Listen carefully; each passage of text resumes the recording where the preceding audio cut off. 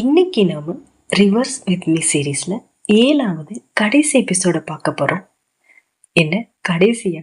But 8 எபிசோடுல என்ன நீங்க கேக்குறது எனக்கு புரியுது. நான் ஆல்ரெடி சொன்ன மாதிரி இது ஒரு ஷார்ட் சீரீஸ் தான். இது நான் ஆக்சுவலி ஒரு 5 எபிசோடுகளே முடிச்சிடணும் அப்படின்னு தான் நினைச்சிட்டு இருந்தேன். பட் ஓகே, 7 எபிசோடு வரைக்கும் வந்துட்டோம். ஸோ இதோட இன்னைக்கு முடிச்சுக்கலாம். இப்போ வீடியோக்குள்ள போலாமா? கடைசி என்ன பார்த்தோன்னு ஞாபகம் இருக்கா? ஃபியாட்டு கீர்த்தி பிடிச்சு வச்சுட்டு டைமை ரிவர்ஸ் பண்ண சொல்லி கரனை ஃபோர்ஸ் பண்ணேன். பட் அப்படி பண்ணா அதோட சைடு எஃபெக்டா ஒரு ஸ்கூல் பஸ் ஆக்சிடென்ட் ஆகி நிறைய குழந்தைங்க இறந்து போற மாதிரி அவளுக்கு விஷுவல் வர, அப்ப கரண் அதை ஃபியாட்டு கிட்ட சொல்லி என்னால முடியலைன்னு கதறி அழுற மாதிரி பார்த்தோம். இனி அடுத்து என்ன நடந்தது அப்படிங்கறத இந்த எபிசோட்ல பார்க்கலாம். இந்த எபிசோடோட ஸ்டார்டிங் சீன்ல கரண் என்னால முடியாது என்னால முடியலன்னு கதறி அழ, அப்போ ஃபியா டென்ஷன் ஆகி முடியாதுல, சரி சரி இனி உனக்கு இவ கிடையாதுன்னு சொல்லி டக்குன்னு ட்ரிகர் அழுத்த போக, அப்ப கரண் பதறி அடிச்சு கீர்த்தின்னு கத்த, அப்போ ஒரு செகண்ட் டைம் ஃப்ரீஸ் ஆகும்.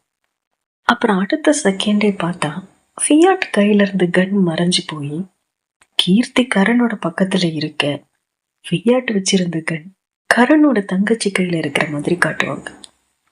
கரணோட தங்கச்சிக்கும் சில பவர்ஸ் இருக்கும் போல. ஸோ அங்க சுச்சுவேஷன் இப்படி மாற, அங்க கரணோட தங்கச்சி இதுக்கு மேல எந்த மரணமும் நடக்க கூடாதுன்னு சொல்ல, அங்க இருக்கிற எல்லாருமே அந்த சுச்சுவேஷனுக்கு வர்றதுக்கு முன்னாடியே அங்க போலீஸும் வந்து ஃபியாட் அரெஸ்ட் பண்ணுவாங்க. அப்ப ஃபியாட் பயங்கரமா கத்துரும், நான் சொன்னேன்ல இது எல்லாத்துக்கும் இவங்க தான் காரணம், இவங்க எல்லாருமே சூனியக்காரிங்க, இதையே இவங்க தான் பண்ணிருக்காங்கன்னு தீய பார்த்து கத்தும்.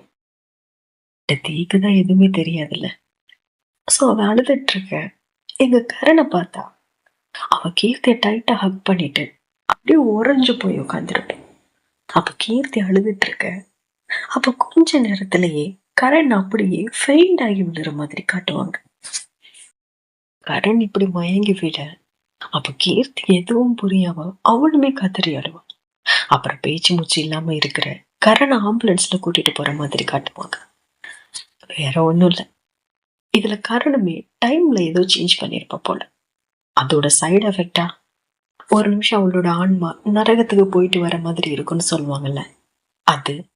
அப்புறம் இந்த சுச்சுவேஷன், அப்புறம் அவளோட காயம், இது எல்லாமே சேர்ந்து அவளை கொஞ்சம் கொலாப்ஸ் ஆகியிருக்கும். ஸோ இப்படி ஃபியாட்ட போலீஸ் அரெஸ்ட் பண்ணிட்டு போக, கரண் ஆம்புலன்ஸ்ல கூட்டிட்டு போக, இது எல்லாத்தையும் பார்த்துட்டு இருந்தது இன்னுமே ஒரு மாதிரி ஆயிடுவார். ஆல்ரெடி அவரோட பேரண்ட்ஸ் இறந்ததுல இருந்தே இன்னுமே வெளியே வந்திருக்க மாட்டார். அதுக்குள்ள ஃபியாட்டை இப்படி போலீஸ் அரெஸ்ட் பண்ணிட்டு போக அவரால் அதை ஏத்துக்கவே முடியாது. ஸோ அதுல வெக்ஸ் ஆகி போய் பாய்சனை குடிச்சிருவார். அவ்வளவுதான். இப்படி ஒரே நாள்ல ஒரே நைட்ல எல்லாமே மோசமாக கட் பண்ணி ஓபன் பண்ணா ஹாஸ்பிட்டல்ல தான் காட்டுறாங்க. அங்க சாய்ஸ் சிஸ்டர் ஒரே நைட்ல இவ்வளவு விஷயம் நடந்து போச்சு. டாக்டர் ஃபியாட் இப்படி பண்ணுவாருன்னு யாருமே எக்ஸ்பெக்ட் பண்ணல. அவரே அவரோட பெஸ்ட் ஃப்ரெண்டையே குத்தி காயப்படுத்தினாரு அப்படின்னு பேசிட்டு இருக்கேன். அப்ப அங்க வந்து எமர்ஜென்சி டிபார்ட்மெண்டோட சீஃப், இது மட்டுமா, டாக்டர் தி சூசைட் அட்டம் பண்ணிருக்கிறாரு, லாஸ்ட் மினிட்ல அவரை யதார்த்தமா தேடி போன மீனு தான் அவரை காப்பாத்திருக்காங்க. பட் தி இப்பவும் கிரிட்டிக்கல் சுச்சுவேஷன்ல தான் இருக்காரு. அப்புறம் இந்த ஃபியாட் பத்தி யோசிச்சா என்ன சொல்றதுன்னு தெரியல. ஒரு பக்கம் அவரோட தம்பினா, இன்னொரு பக்கம் அவரோட ப்ரொஃபஷன் இதுக்கு மேல எந்த மாதிரி மாறப்போகுதுன்னே தெரியல அப்படிங்கிற மாதிரி காசிப் பேசிட்டு இருக்கேன். அப்ப கரெக்டா ஃபியாட்டுமே அங்க வருவார். தம்பிய பார்க்க பெயில வந்திருப்பாரு போ. ஸோ வந்ததுமே தி எங்கன்னு கேட்டுட்டு அவனை பார்க்க ஓடுவார். அங்க தி அன்கான்சியஸ்ல இருக்க, பக்கத்துல மீனு உட்காந்து அழுத்திட்டு இருப்பான். அப்ப ஃபியாட் கரண் மேல உள்ள வெறுப்போட தம்பிய பார்த்து ஃபீல் பண்ணிட்டு இருப்பாரு. இவர் இப்படி ஃபீல் பண்ணிட்டு இருக்க, அப்போ கொஞ்ச நேரத்துல கரணுமே கீர்த்தி கூட தீய பார்க்க வரும். கரணை பார்த்ததுமே ஃபியா டென்ஷன் ஆகி இங்க இருந்து போயிருக்காருன்னு தான் கத்தும். அப்ப கரண், நான் உனக்கு ஹெல்ப் பண்ணதான் வந்திருக்கேன் ஃபியாட், கொஞ்சம் தனியா பேசலாமான்னு கேட்க, அதுக்கு ஃபியாட் பதில் சொல்றதுக்குள்ள மீனு எழுந்து வெளியே போவான்.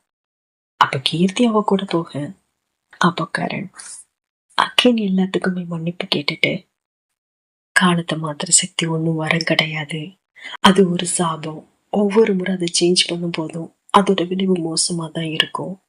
லைக் உன் பேரண்ட்ஸுக்கு நடந்த மாதிரி. அன்னைக்கு கீர்த்தி ஆக்சிடென்ட் ஆகி வந்த போது அதை தடுக்க நான் ட்ரை பண்ணல. ஈவன் அவளோட கையை இழந்து இருக்கும் போது கூட அதை சேஞ்ச் பண்ண நான் யோசிக்கல. அதுல இருந்து அவளை வெளியே கொண்டு வர மட்டும்தான் நான் நினைச்சேன். பட் அந்த ரூஃப் டாப்ல இருந்து அவன் கீழே விழும்போது அவளை எப்படியாவது காப்பாத்திரணும்னு மட்டும்தான் தோணுச்சு. அந்த டைம்ல அதோட விளைவுகளை பத்தி என்னால யோசிக்கவே முடியல. பட் என்ன இருந்தாலும் நான் பண்ணது தப்புதான். ஒருவேளை அன்னைக்கு அந்த ரூஃப் டாப்ல கீர்த்திக்கு பதிலா நீ இருந்திருந்தாலும் அப்பவும் நான் அதை தான் பண்ணியிருந்திருப்பேன். அப்பவும் என்னால யோசிக்க முடிஞ்சிருக்காது அப்படின்னு சொன்னேன். அப்ப ஃபீல் லைட்டா ஃபீல் பண்ணும். அப்ப கரண் தொடர்ந்து, என்னால உன் பேரண்ட்ஸுக்கு நடந்ததை கண்டிப்பா மாற்ற முடியாது, என்னால உங்களை திரும்பவும் கொண்டு வர முடியாது, பட் தீயை என்னால சரி பண்ண முடியும்னு சொல்ல. அப்ப ஃபியாட் நிஜமா வாங்குற மாதிரி கரணை பார்ப்போம்.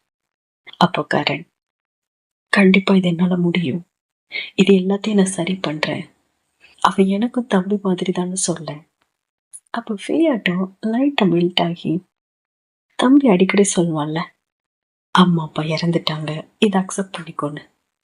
அதை இப்ப யோசிச்சு பார்த்துட்டு, அம்மா அப்பாவை பத்தி யோசிச்சேன், பட் உயிரோட இருக்கிற உன்னை பார்த்துக்க நான் தவறிட்டேன், என்னை மன்னிச்சிருதி, என்னால நீ ரொம்ப கஷ்டப்பட்டுட்ட, இன்னையோட இது முடிஞ்சிரும், உனக்காக நான் இருப்பேன்டான்னு தீக்கு ப்ராமிஸ் பண்ணிட்டு கரணை பார்ப்பான்.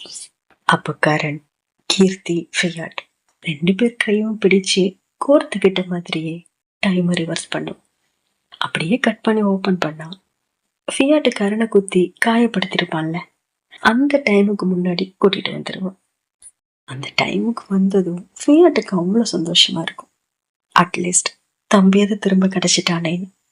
ஸோ அவனுக்குள்ள இருந்த அந்த வெறுப்பு, கோபம், இது எல்லாமே மாற கரணை பார்த்து லைட்டா ஸ்மைல் பண்ணிட்டு தீக்கு கால் பண்ணி, என்ன பண்றது, நான் அங்கதான் வந்துட்டு இருக்கேன், டின்னருக்கு போலாமான்னு பேசிட்டே நடந்து போற மாதிரி காட்டுவாங்க. ஸோ இப்படி கரண் எல்லாத்தையும் சரி பண்ண அப்போதான் அவளுக்கு நிம்மதியாவே இருக்கும். அவளுக்குள்ள இருந்திருக்கும்ல அந்த வெட்டிங் கனவு, அந்த குழப்பம், அது எல்லாமே மாறி ரொம்ப சந்தோஷமா கீர்த்தியோட கையை கோர்த்துப்பான். அப்ப கீர்த்தியும் எல்லாம் சரியான ஹாப்பில அவங்க அப்பாவை பார்க்க போவான். ஞாபகம் இருக்கா?